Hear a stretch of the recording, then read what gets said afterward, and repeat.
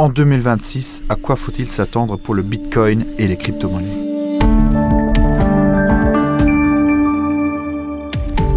Mesdames et messieurs, bonsoir. Bon, tout d'abord, laissez-nous vous souhaiter une très bonne année, une bonne santé, la prospérité et le succès.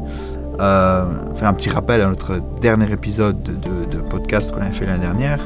On avait conclu par un dicton chinois qui dit Gong Xi Fa Cai, qui veut dire heureuse année et que vous soyez riche. On vous le souhaite encore, donc ceci aujourd'hui dans ce premier épisode de l'année de notre podcast, La bourse ou la vie de Trends Tendance. Et nous avons le plaisir ce soir de retrouver Hamza Naki.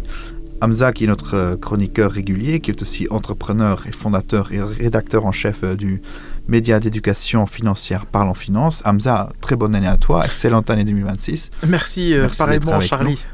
Merci beaucoup. Donc ce soir, nous allons parler de crypto-monnaies et de Bitcoin. Commencer aussi par parler de Bitcoin qui est le gros poisson, on va dire, sur le marché des crypto-monnaies. Donc en octobre, il a atteint un record qui était à plus ou moins 125 000 €, j'arrondis le chiffre. Mais depuis, il a subi une certaine rechute. La fin d'année 2025, il a clôturé à 87 500 $. Donc ça lui fait une baisse de 30% sur un peu moins de 3 mois. Alors ici où nous parlons, il vaut plus ou moins 91 000 $. Comment peut-on expliquer ce recul par rapport à son dernier sommet ? Écoute, déjà, bonjour Charlie et très belle année effectivement aux auditeurs. L'année 2025 a été effectivement dominée par un symbole. Le Bitcoin a atteint un nouveau record historique et on en a parlé partout et a dépassé forcément les 120 000 $ en juillet avant de culminer vers les 126 000 $ en octobre. Mais au-delà du prix, c'est le type d'investisseur derrière ce mouvement qui change tout.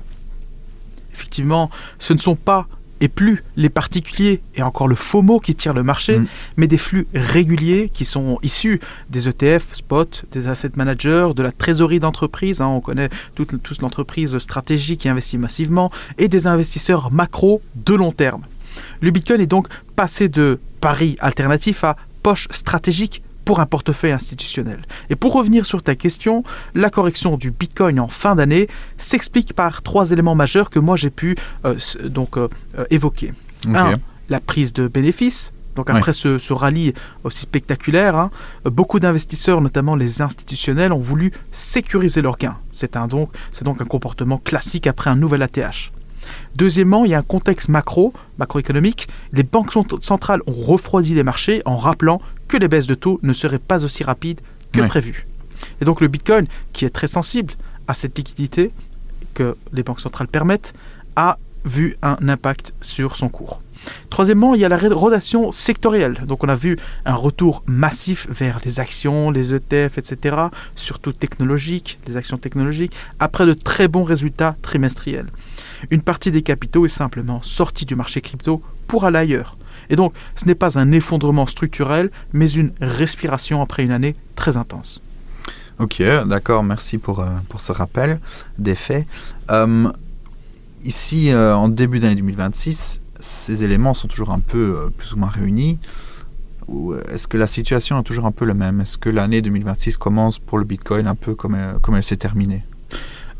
Globalement, je dirais oui, peut-être même mieux que cette fin d'année, avec un marché un peu plus calme. Ça a repris des couleurs. On est entré dans une phase de consolidation, ce qui est plutôt sain.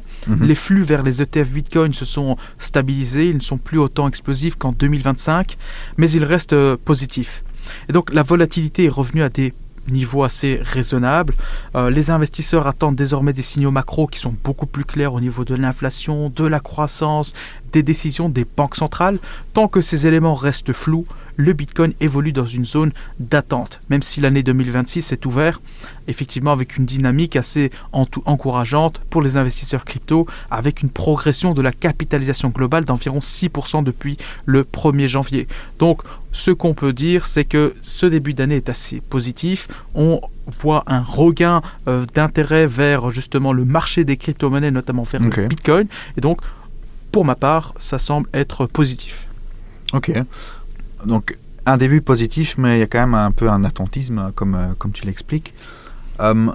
mais à quoi faut-il s'attendre pour le reste de l'année? Est-ce que on pourrait s'attendre à ce qu'il y ait de nouveaux sommets pour le Bitcoin et quels devraient être les catalysateurs qui pourraient donc relancer le cours du Bitcoin et le pousser vers de nouveaux sommets? Tout d'abord, moi j'avais lu récemment, enfin pas longtemps, un rapport d'une géante plateforme d'échange de crypto, dont je tairai le nom, qui disait que potentiellement en fin 2026, nous pourrions atteindre un Bitcoin à 150 000 $. Une reprise justement assez intéressante. Mais par rapport aux catalyseurs, effectivement, il y en a plusieurs qui pourraient redonner un élan au marché. Un, l'assouplissement monétaire. Si les banques centrales commencent à baisser les taux, la liquidité forcément revient. La Fed notamment. Effectivement, la Fed, la BCE et d'autres grandes banques centrales. Et historiquement, le Bitcoin profite toujours justement de la baisse des taux puisque l'argent coûte moins cher et du coup, on se redirige vers des actifs davantage risqués. Ensuite, deuxièmement, il y a l'adoption institutionnelle.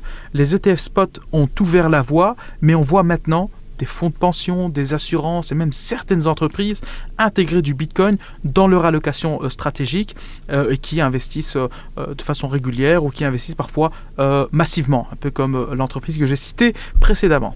Et troisième point, il y a le développement technologique. L'écosystème Bitcoin évolue vite, notamment avec les Layer 2 qui attirent de plus en plus de développeurs et d'applications. Et donc, si ces trois éléments s'alignent, on peut tout à fait revoir un Bitcoin repartir vers ses sommets et donc c'est aligné avec la vision du rapport de l'échangeur qui dit que le Bitcoin pourra atteindre 150 000 $ d'ici la fin de l'année. Et pour ceux qui veulent le nom ou le rapport, qui n'hésitent pas à me contacter, je lui enverrai ce rapport-là. Ok, on te prendra au mot, bien sûr. Avec plaisir. Mais quand on parle de hausse, il y a au contraire aussi toujours le risque qu'il pourrait y avoir des baisses. Quels pourraient être là les éléments qui pourraient provoquer des nouvelles chutes? Là, par exemple, j'ai lu aujourd'hui qu'avec tout ce qui s'est passé au Venezuela, on dit par exemple que Maduro, le président qui a été arrêté par les États-Unis, enlevé par les États-Unis, avait des grandes réserves de Bitcoin. Bon, c'est un peu une théorie, on n'est pas vraiment sûr de s'il y en avait beaucoup et combien est-ce qu'il y en avait. Mais on dit par exemple que dans le chaos qui pourrait suivre au Venezuela suite à l'enlèvement de Maduro, tout le jeu politique qui peut se faire, que certains de ces portefeuilles qu'il a pourraient se liquider. Et donc, il y a beaucoup de bitcoins qui vont arriver sur le marché. Et donc, ça pourrait vite faire chuter les cours. Est-ce qu'il y a... Bon, c'est une théorie, c'est pas vraiment 100% prouvé, mais elle reste quand même, je trouve, très intéressante. Un peu ce marché sombre qui peut des fois y avoir aussi. Effectivement. Mais donc, qu'est-ce qu'il y a? Il y a d'autres éléments comme ça qui pourraient aussi provoquer d'autres chutes. Déjà, pour revenir sur l'histoire avec Maduro, effectivement, il détenait certaines réserves stratégiques de Bitcoin. Je crois qu'on parlait de quelques milliards, voire 5, si je ne m'abuse. Effectivement, ça pourrait même donner des idées aux Américains de se dire que d'autres pays, d'autres cibles pourraient potentiellement leur apporter aussi ce type de butin. Donc, ça pourrait effectivement avoir un impact sur les cours. Sachant que Trump est un président qui a été élu aussi pour cette promesse liée au Bitcoin de vouloir justement favoriser son adoption. Et donc, au-delà de tout ça, il y a effectivement des risques, effectivement les chocs macro, si l'inflation forcément repart, si les taux restent élevés plus longtemps, ou si une récession se profile, les actifs risqués seront effectivement tenus sous pression. Ça, c'est un. Deuxièmement, nous avons la régulation, ce qu'on connaît très bien ici en Europe, un durcissement soudain dans une grande juridiction, par exemple ici en Europe, ou encore aux États-Unis ou en Chine, pourrait créer un stress test pour le marché. Et donc ça pourrait effectivement réduire son aversion au risque et réduire son exposition sur le marché crypto. Troisièmement, un incident dans l'écosystème, c'est-à-dire par exemple un problème sur un échange majeur, ce qu'on a pu connaître avec FTX, etc. Un stablecoin systémique ou un protocole très utilisé pourrait provoquer une perte de confiance temporaire et donc ça pourrait impacter négativement le marché et donc on pourrait voir énormément de milliards s'envoler. Ce sont donc des risques faibles mais réels, donc il faut savoir mesurer sa stratégie, c'est pour ça que l'on invite toujours à ne pas mettre tous ses œufs dans le même panier, et donc voilà. Ok, oui, bien sûr. Mais sinon, là, on a parlé du Bitcoin, mais il y a aussi d'autres crypto-monnaies. L'Ethereum, par exemple, le numéro 2, qui est aussi une monnaie assez importante. Il y a aussi toute la technologie autour de Solana, qui est aussi une autre crypto-monnaie. Là, quelles sont les perspectives? Est-ce qu'elles sont un peu dans les grandes lignes les mêmes que pour le Bitcoin, ou est-ce qu'il y a encore d'autres spécificités pour d'autres crypto-monnaies comme ça qu'il faut garder en tête? En règle générale, on a toujours le Bitcoin qui tire vraiment le top 10 des cryptos à la hausse, en règle générale. Et généralement, ce top 10 évolue beaucoup plus vite à la hausse comme à la baisse par rapport à l'envolée du Bitcoin. Donc Ethereum et Solana suivent la tendance générale mais avec leur propre dynamique. Ethereum a connu une augmentation de l'adoption institutionnelle et des progrès en matière de mise à l'échelle en 2025. Okay. Ethereum reste la plateforme dominante pour les applications décentralisées. La roadmap centrée sur les roll-ups continue de progresser et 2026 pourrait être une année de maturité pour l'écosystème. Et donc, ici, on peut aussi parler du Solana, qui a testé sa résistance du réseau et qui a renforcé son infrastructure. Solana a bénéficié d'un engouement très fort depuis 2 ans, notamment avec les meme-coins. Les pro-crypto le savent très bien. On a pu observer donc une hausse énorme du prix du Solana, puisque Solana avait une stratégie pro-meme-coin, etc. Et donc, sa rapidité et ses coûts faibles ont attiré des projets orientés gaming, applications grand public et même finance. Et donc la vraie question pour cette année, c'est Solana confirme-t-il sa montée en puissance, ou Ethereum va-t-il reprendre l'avantage grâce à ses solutions de seconde couche, parce qu'il y a une grande concurrence entre Solana et Ethereum. Ouais. Ce sont 2 écosystèmes très différents et leur performance dépendra davantage de l'activité réelle que du seul prix du Bitcoin. Ok, en tout cas des perspectives intéressantes aussi pour ces 2 monnaies. Donc voilà, c'est ici que nous terminons donc ce premier épisode de 2026. On peut encore vous souhaiter une très très bonne année. Et suivez bien sûr Trends Tendance et Parlons Finance évidemment pour rester au courant de l'actualité des crypto-monnaies et des marchés. Merci beaucoup et à bientôt. Merci à toi.